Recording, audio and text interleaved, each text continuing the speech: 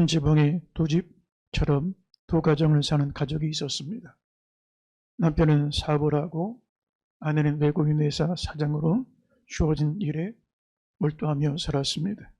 각자 저녁 늦게 집에 늦게 들어와서 각자 자기 방에서 잠을 자고 일어나면 각자 다른 시간대에 식사를 하고 다른 삶을 살았습니다. 어느 날 남편은 하는 일이 실패를 하고 두 사람 사이가 급격하게 금이 가기 시작을 했고 자식 때문에 이혼을 못할 뿐이었지 물과 기름처럼 섞이지 못하고 살았습니다. 이렇게 10여 년을 지나다가 결국 갈라서고 말았습니다. 부부간의 친밀함이 없으면 의무감만 가지고는 부부 생활을 유지할 수가 없는 것입니다. 가장 친밀해야 하는 부부, 한 몸처럼 인생에 한 몸처럼 살아갈 부부가 이방인처럼 오랫동안에 한마디 대화도 없이 서먹서먹하게 남처럼 그렇게 낯선 모습으로 살아가는 것보다 불행한 일은 없을 것입니다. 믿음 생활은 신랑 예수님과 신부된 성도 사이에 인격적인 교제와 친밀한 교제를 통하여 살아가는 것이라고 할 수가 있습니다. 성도라고 하는 의무감만 가지고는 신앙생활 유지가 불가능한 것입니다. 하나님을 믿고 살아가는 것은 하나님을 내 안에 모시고 살아가는 것을 말합니다. 믿음 생활의 제1의 축복은 하나님과 인격적인 교제 안에 사는 것입니다. 하나님과 친밀함 가운데 살아가는 것입니다. 하나님과의 사랑 안에 살아가는 것입니다. 이것이 신앙생활의 첫 번째 축복이고 제1의 행복이라고 할 수가 있는 것입니다. 신앙생활의 가장 신비로운 비밀은 그리스도가 예수님이 내 안에 사시는다는 복음 안에 있습니다. 내 마음이 성전이 되어 성령님이 거하시는 거룩한 성전, 내 몸이 성전이 되어 성령님이 전능하신 하나님이 예수 그리스도가 내 안에 거하신다는 것, 내 안에 사신다는 것, 동거하시고 동락하시고 동역하시고 동행하시고 교통하시고 교제하신다는 것입니다. 세상에 어떤 사람이 하나님과 교제하며 살겠습니까? 하나님과의 교제보다 중요한 것이 어디가 있겠습니까? 우리가 이 땅에서 신앙생활하는 중에 천국 가운데까지 가서 이어지는 게 있고 천국 가서 할 수 없는 게 있습니다. 천국 가서 설교 못합니다. 천국 가서 구제 못합니다. 천국 가서 전도 못합니다. 천국 가서 교육도 못합니다. 그런데 천국 가서 할 수 있는 게 유일한 게 하나가 있습니다. 바로 교제하는 것입니다. 하나님과 영원한 교제 속에 살아가는 것입니다. 친밀한 교제 속에 살아가는 것입니다. 이것이 장차 우리가 천국에서 경험하게 되는 삶이라고 할 수가 있는 것입니다. 그만큼 친밀함은 이 땅에서 영생을 누리는 것이고 내세도 천국을 경험하는 것입니다. 친밀함이 없는 신앙생활이라면 그 신앙생활 의무감만 가지고는 유지할 수가 없는 것이라고 할 수가 있는 것입니다. 언제부턴가 믿음 생활을 하는데 하나님과 대화가 멀어지고 대화가 끊어진 채로 믿음 생활을 합니다. 하나님과 일정한 거리를 두고 더 이상 가까이 가지도 아니하고 멀어지도 아니하는 유격 거리를 둔 상태로 믿음 생활을 합니다. 하나님과 만나는 게 서먹서먹하고 대면대면합니다. 죄를 열심히 하고 내가 가진 모든 것을 희생을 하고 내 모든 것을 내어줬다 할지라도 아무런 만족이 없습니다. 영혼이 텅 비어 있습니다. 영적으로 공허합니다. 내 마음은 가시와 엉겅퀴가 나를 둘러싸여 싸는 모습들을 볼 때가 있습니다. 왜 그럴까? 죄를 열심히 하면 더 행복해야 되는데 죄 일을 많이 하면 많이 할수록 성과가 많을수록 내 영혼은 깊은 곳에서 흘러넘치는 기쁨이 넘쳐나야 되는데 일은 많이 하는데 내 영혼은 점점 메말라가고 공허해가고 텅 빈 상태로 살아가는 가운데 있습니다. 여러분 왜 그럴까? 부부가 자기 분야의 일을 열심히 하고 유능하게 살아가는 것과 사랑하며 사는 것은 전혀 다른 얘기입니다. 교회 일도 마찬가지입니다. 우리가 주의를 많이 하고 유능하게 하고 열심히 하는 것과 하나님과 친밀한 교제 속에 살아가는 것은 별개의 문제라고 할 수가 있는 것입니다. 내 안에 사시는 하나님과 친밀한 교제 속에 살아가야 되는데 이 교제가 깨졌습니다. 교제가 끊어졌습니다. 그리고 남은 것은 일과 의무감만 남아있는 모습이라고 할 수가 있는 것입니다. 예수님을 믿으면 우리 안에 가장 일어나는 큰 변화가 하나 있습니다. 주님이 내 안에 들어오셔서 그는 나로 더불어 먹고 나는 그로 더불어 먹으리라. 여러분, 식구라는 말이 무슨 말입니까? 가족이라는 말이 무슨 말입니까? 밥, 식자, 입구자입니다. 밥, 식자, 입구자라는 말은 무슨 얘기냐? 한 상에서 같이 먹는 사람, 이들이 식구입니다. 부부가 같이 살아도 같이 음식을 나눌 수 없다면 남처럼 서먹서먹하게 살아가게 되어지는 것입니다. 계시록 3장 20절 말씀을 보니까 볼지어다 내가 문 밖에 있어서 두드리노니 누구든지 내 음성을 듣고 문을 열면 내가 그에게로 들어가 그와 더불어 먹고 그는 나와 더불어 먹으리라. 이 마음을 열고 닫는 것은 우리 자신입니다. 하나님은 강제하지 않습니다. 사랑은 인격적인 것입니다. 강요하지 않습니다. 때로 신앙은 강요할 때가 있습니다. 무조건 믿으라고 말합니다. 제가 청년 때 어떻게 하면 믿음 생활을 더 잘할 수 있을까? 어떻게 하면 은혜를 받을 수 있을까? 어떻게 하면 영적 세계를 경험할까? 그래서 교회 다니는 어른들한테 물어봤습니다. 어떻게 하면 예수를 잘 믿을 수 있습니까? 그랬더니 어른들이 뭐라고 그러시냐면 막 주워박으면서 야, 그런 질문, 엉뚱한 질문 하지 말고 무조건 믿어. 무조건 믿어 그랬어요. 근데 제가 그 얘기를 들을 때마다 굉장히 오히려 상처가 되더라고요. 괜히 질문 잘못했다가 봉변만 당하고 말았어요. 근데 저 돌아보니까 하나님 믿는 거 무조건 믿는 것 아니에요. 강제로 믿는 것 아니에요. 억지로 믿는 것 아니에요. 사랑은 강요하지 않습니다. 사랑은 강제하지 않습니다. 잘못하면 종교가 가스라이팅이 될 수가 있습니다. 영적인 학대가 될 수도 있습니다. 하나님은 절대로 우리를 강요하지 않습니다. 기다리십니다. 피를 흘리고 죄를 사해 주시고 용서해 놓으시고 기다리십니다. 구원을 이루어 놓으시고 기다리십니다. 다만 우리가 마음을 열지 않은 것입니다.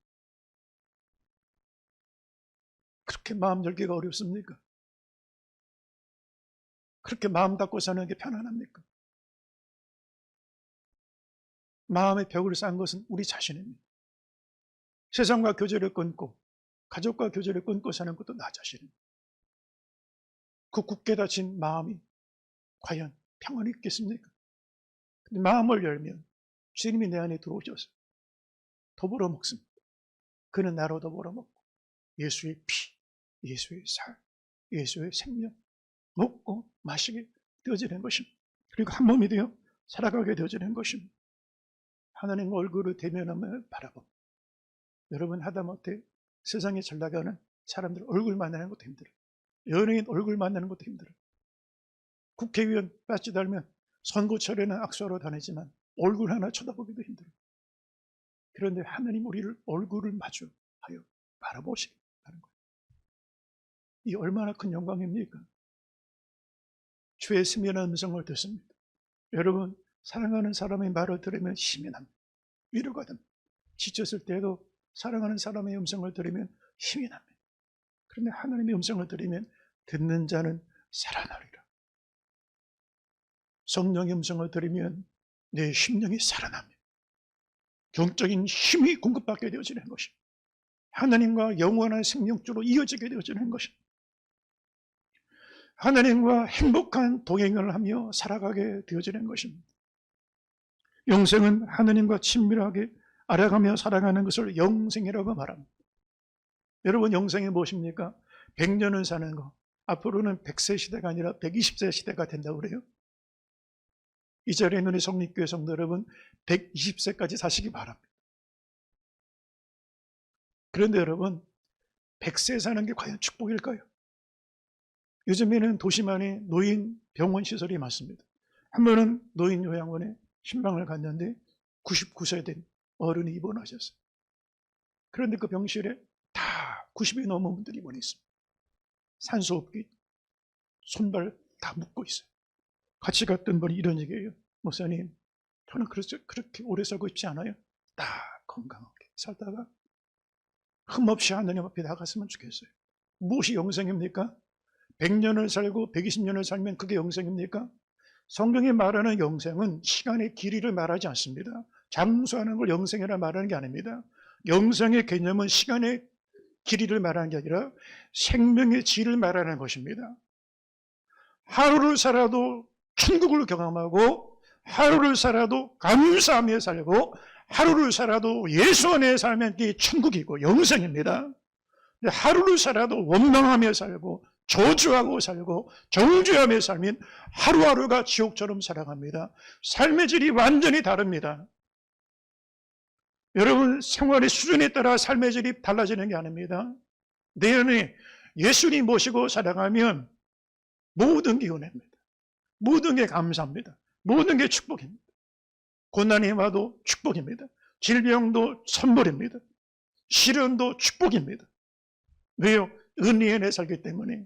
고난보다 은혜가 큽니다. 시련보다 은혜가 큽니다. 그러나 예수 떠나 살면 1만 가지를 가져도 만족이 없습니다. 한두 가지 때문에 불평하며 삽니다. 1만 가지를 누리고 있지만 감사할 줄 모르며 살아갑니다. 마음의 지옥처럼 살아갑니다. 영생이 무엇입니까? 천국을 경험하며 맛보며 살아가는 것, 천국 백성처럼 살아가는 것, 그걸 영생이라고 말하는 것, 삶의 질을 말하는 것입니다. 요한복음 17장 3절 말씀을 보니까 영생은 곧 유일하신 참 하나님과 그가 보내신 자 예수 그리스도를 아는 것이니라 그랬습니다. 100년 살고 200년 사는 게 영생이 아니라는 거예요.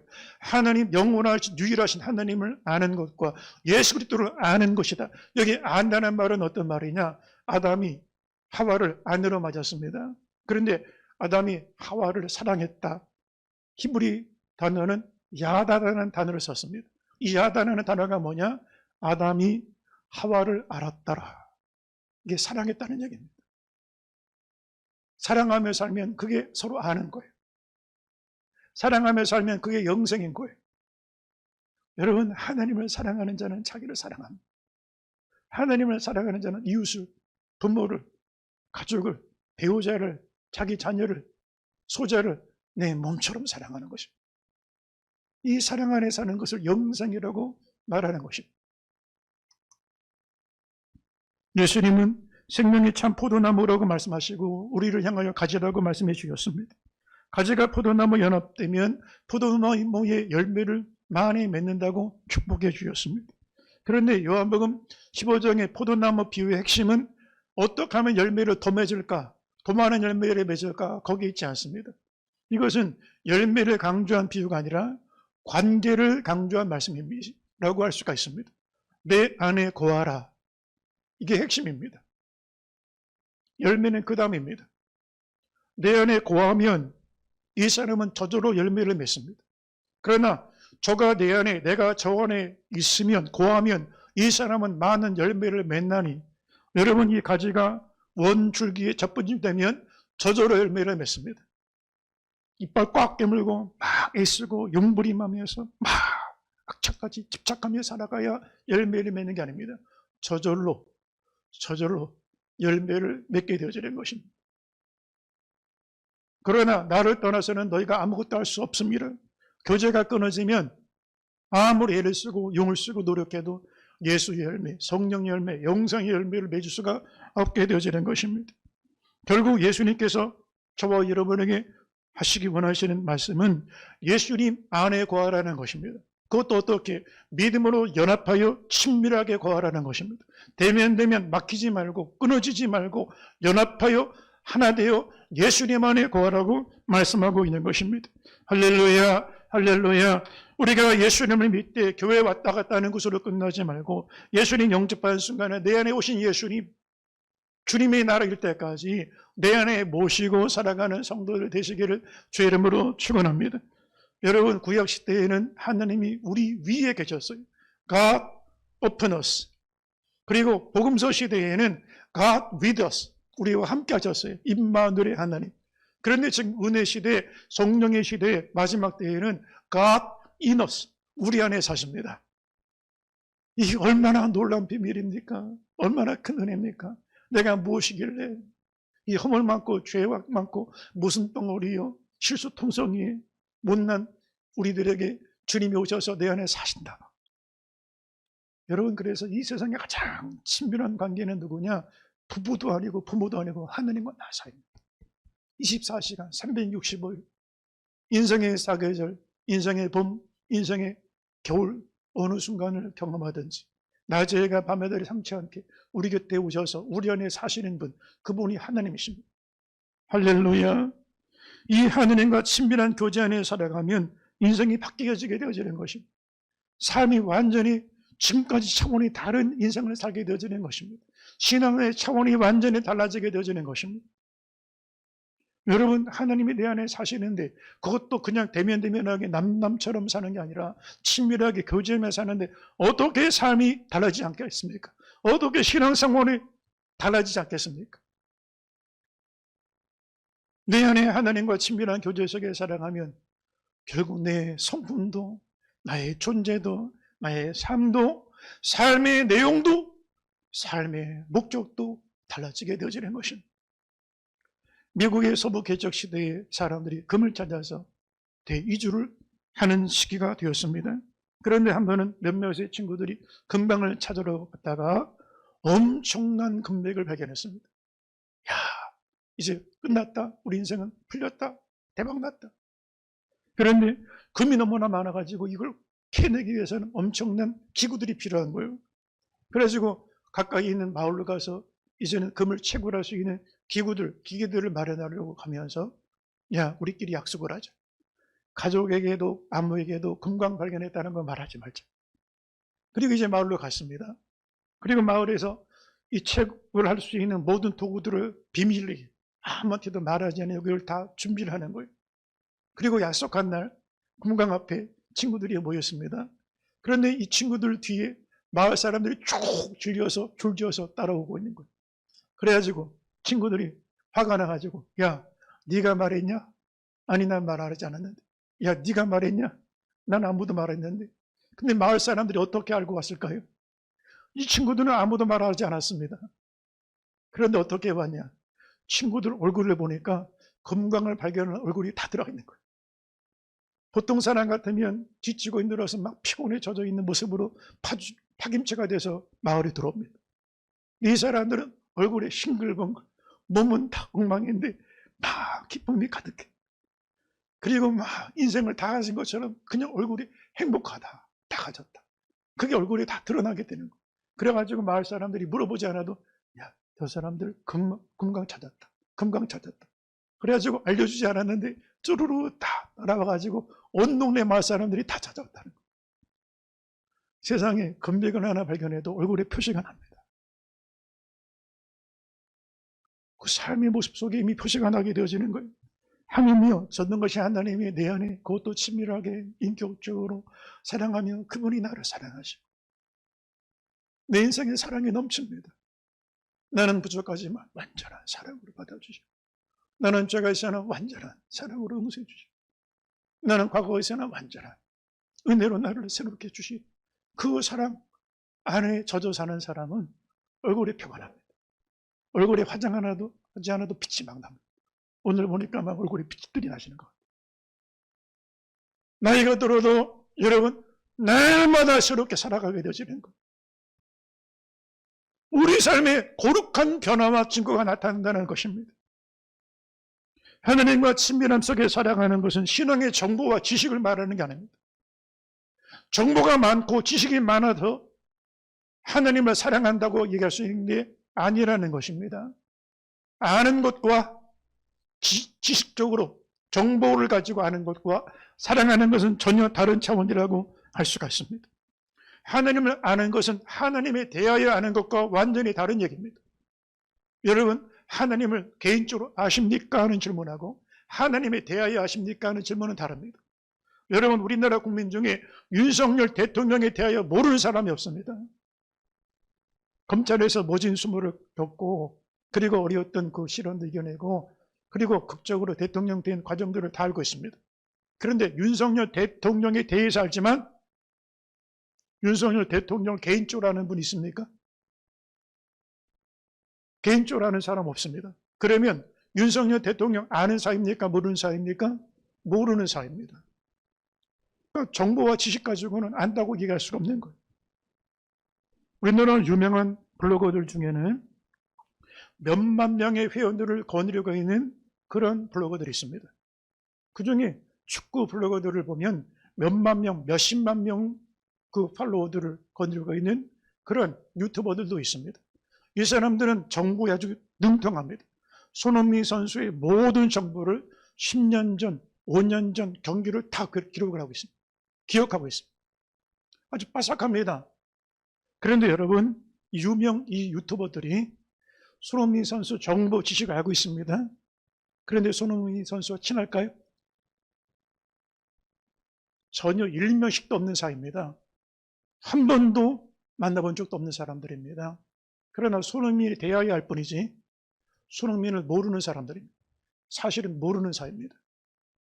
신앙생활도 이처럼 할 수 있습니다. 하나님에 대하여 마태복음은 역사적으로 어떻고 신학적으로 어떻고 교리적으로 어떻고 여러 가지 문화적으로 어떻다라고 얘기할 수 있습니다.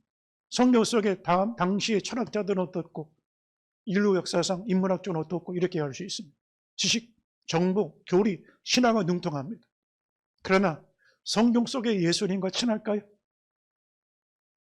성경 속의 예수님 알까요? 아는 사이일까요? 모르는 사이입니다. 일면식도 없습니다. 우리가 교회 생활하는데 교회에 대한 지식이 부족한 게 아닙니다. 어떻게 신앙생활이 되는지 기본적인 에티켓부터 다 알고 있습니다. 교회법을 모르는 게 아닙니다. 그러나 예수님과 친합니까? 예수님과 전혀 모르는 사이입니다. 왜 신앙생활 가운데 주의 능력이 나타나지 아니하고 삶과 그 존재가 변화가 일어나지 않을까? 하나님에 대해서는 알고 있는데 하나님을 모르기 때문이라고 할 수가 있는 것입니다. 우리는 윤석열 대통령에 대해 알지만 윤석열은 대통령 우리는 모릅니다. 그럼 모르는 사이입니다. 나는 하나님에 대하여 아는데 하나님은 내가 너를 모른다고 하시면 끝나는 것입니다. 부부가 10수년을 같이 살아도 나는 이 사람 모르겠다 라고 하는 부부가 있고 단 며칠을 살아도 나는 이 사람을 안다 라고 말하는 부부가 있습니다. 지식과 정보의 총량을 말하는 게 아닙니다. 사랑을 말하는 것입니다. 사랑하면 부부가 아는 것이고 사랑이 없으면 1만 지식의 총량이 있어도 모르는 사이입니다. 모르는 것입니다. 요한일서 4장 7절 이하의 말씀을 보면 사랑하는 자들아 우리가 서로 사랑하자. 사랑은 하나님께 속한 것이니 사랑하는 자마다 하나님으로부터 나서 하나님을 알고 사랑하지 아니하는 자는 하나님을 알지 못하나니 이는 하나님은 사랑이심이라 그랬습니다. 하나님에 대하여 성경에 대하여 기독교에 대하여 말하는 사람들은 많습니다. 그러나 하나님을 아는 사람은 적습니다. 성경에 대하여 얘기하는 사람들 많습니다. 그러나 성경 속에 예수님을 아는 사람은 적습니다. 사랑하면 하나님을 아는 것이고 사랑하지 않으면 하나님을 모르는 것입니다. 아인슈타인이 상대성 이론을 발표하고 세계적인 스타 과학자가 됐을 때 기자들이 따라다닙니다. 연예인처럼 사진을 찍고 인파가 따라다닙니다. 스타가 됐습니다. 그런데 어느 날 기자가 아인슈타인 아내한테 당신은 아인슈타인의 아내니까 그 아인슈타인 하면 상대성 이론으로 유명해지지 않았습니까? 그러면 아인슈타인의 상대성 이론에 대해 압니까? 그 아내의 대답은 간단했습니다. 저는 과학자가 아닙니다. 저는 상대성 이론을 전혀 모릅니다. 기자가 이렇게 묻습니다. 아니, 아인슈타인의 상대성 이론을 모르면 아인슈타인을 모르는 것 아닙니까? 그랬더니 이 아내가 껄껄 웃으면서 이렇게 대답하는 거예요.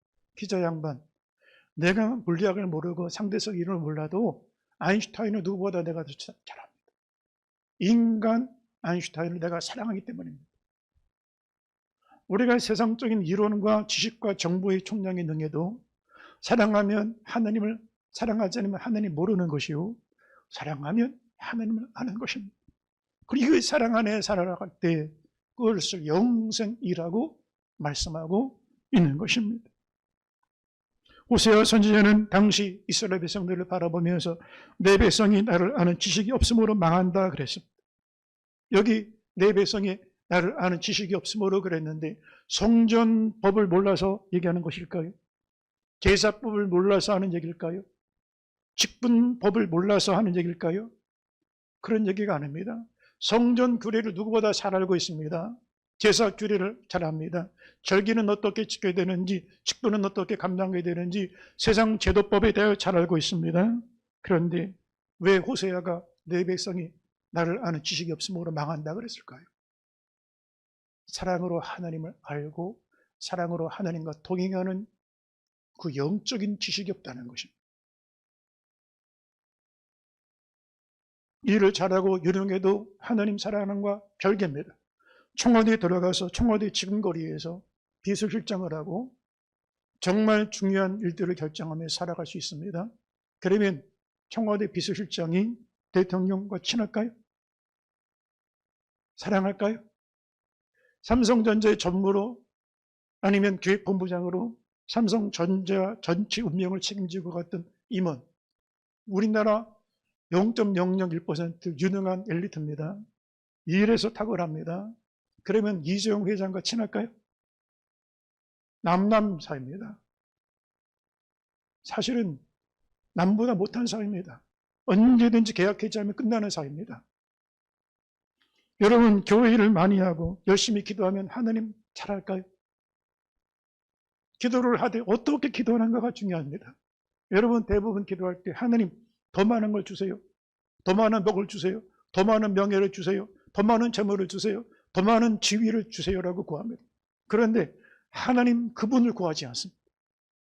부부가 배우자한테 남편이 더 많은 돈을 벌어다 주길 원하고 남편은 아내한테 더 많이 나를 도와주기를 원해요.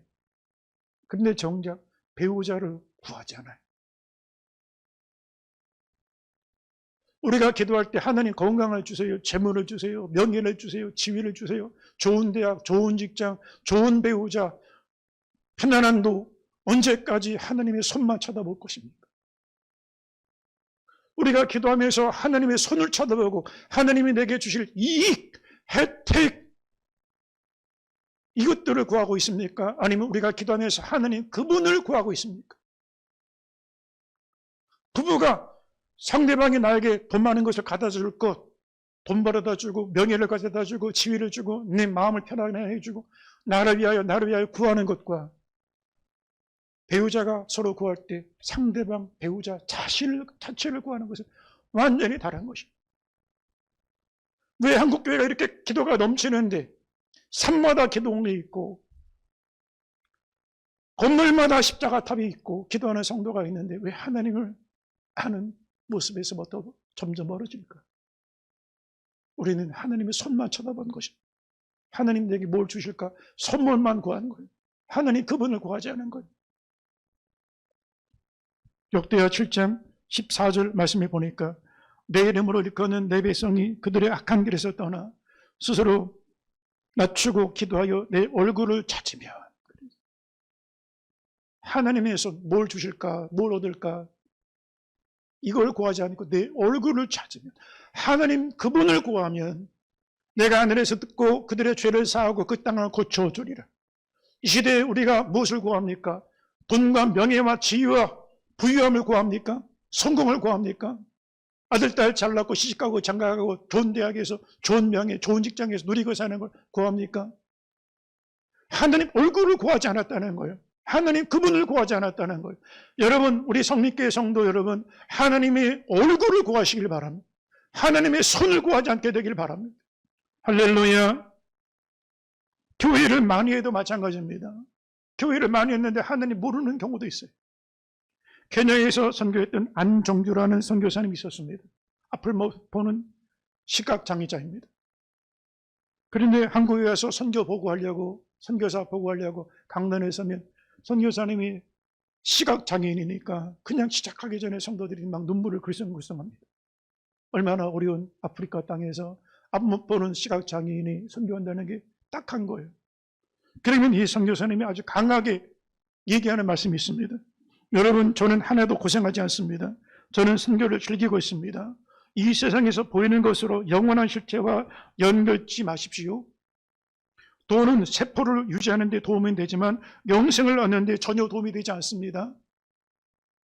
우리가 정말 놓치지 말아야 할 것은 오직 주님이십니다. 저는 아프리카를 뒤집으러 가려고 갔다가 제가 뒤집어졌습니다. 세상을 변화시키러 갔다가 제가 변화되게 되었습니다. 하느님 저를 써주세요라고 기도했더니 하느님이 도리어 저에게 제발 나를 더 써달라라고 하시더랍니다. 그리고 어떻게 우리가 하느님을 쓸 수가 있을까? 완전히 복종할 때 하느님이 역사하신다는 것입니다. 하느님이 일을 한다고 하지만 하느님과 충돌하고 주의 일을 한 적이 얼마나 많고, 하느님이 일을 한다고 하면서 묻지 않고 내 뜻대로 결정하고 내가 계획하고 내 가진 것, 아는 것, 배운 것 가지고 하려는 적이 얼마나 많고, 하느님 일을 한다고 하지만 주님의 몸된 교회 하나됨을 해치면서 한 적이 얼마나 많습니까? 이 모든 일은 하나님이 일이 안 합니다. 나는 평생 교회를 했지만 하나님은 모른다고 하시는 것입니다. 우리가 일 중독 사회 속에 살아갑니다. 일에 치여 살아갑니다. 아, 일 많다, 바쁘다. 아, 그러면 그 사람 유능한 사람이라고들 말합니다. 정말 그럴까요? 무엇을 위해서 일 중독에 빠져 있고 일에 빠져 살아가는 것입니까? 심지어 교회도 일이 먼저가 됩니다. 그래서 교회 생활하는데 일하다가 마지막에 하나님을 순서로 둡니다. 어떤 목사님이 주일날 예배 중에 설교를 막 뜨겁게 하는데 휴대폰이 강단 뒤에서 울리는 거예요. 설교를 하려면 휴대폰이 울리고 휴대폰이 계속 울려서, 그래가지고 휴대폰을 다 키니까 하나님이 전화를 하신 거예요. 네 목사님이 뭐라고 대답을 하시냐? 하나님 저 지금 바쁘니까요, 예배 끝난 다음에 전화 드릴게요. 그러더래요. 여러분, 지금 설교가 중요합니까? 하나님이 중요합니까? 무엇이 먼저입니까? 우리가 교회를 하고 세상 일을 하다가 열심히 바쁩니다. 그런데 휴대폰이 울립니다. 그런데 이걸 밀어놓다가 정말 어쩔 수 없어서 휴대폰을 잡았습니다. 근데 하나님 저 지금 바쁘니까 나중에요. 그게 무슨 얘기입니까? 하나님 저 지금 바빠서 기도할 시간 없어요. 아, 제가 일주일 동안에 약속도 많고 만남도 많고 일도 많은데, 처리할 일들이 얼마나 많은데 제가 기도할 시간이 어디가 있어요? 그 얘기가 똑같은 얘기예요. 하나님은 저 멀리 두고 있고 일이 먼저가 있는 거예요. 그러니 일이 있는데 하나님과 교제가 끊어져 있는 거예요. 그러면 다 끊어져 있는 거예요. 사랑하는 성도 여러분, 우리의 일에 관심이 일에 있지 아니하고 하나님과의 친밀함이 있게 되길 바랍니다. 믿습니까? 우리의 제1의 관심이 성과를 내고 열매를 맺는 데 있지 아니하고 하나님을 인격적으로 사랑하고 그분과 친밀함 속에 살아가는 데 있게 되기를 주의 이름으로 축원합니다. 호세아 6장 6절 말씀에 나는 인애를 원하고 제사를 원하지 아니하며 번제보다 하나님 아는 걸 원하노라 그랬습니다. 하나님은 우리 가운데 예배 제사 자체를 원하지 않습니다. 예배드리는 행동 그 자체를 원하는 게 아니십니다.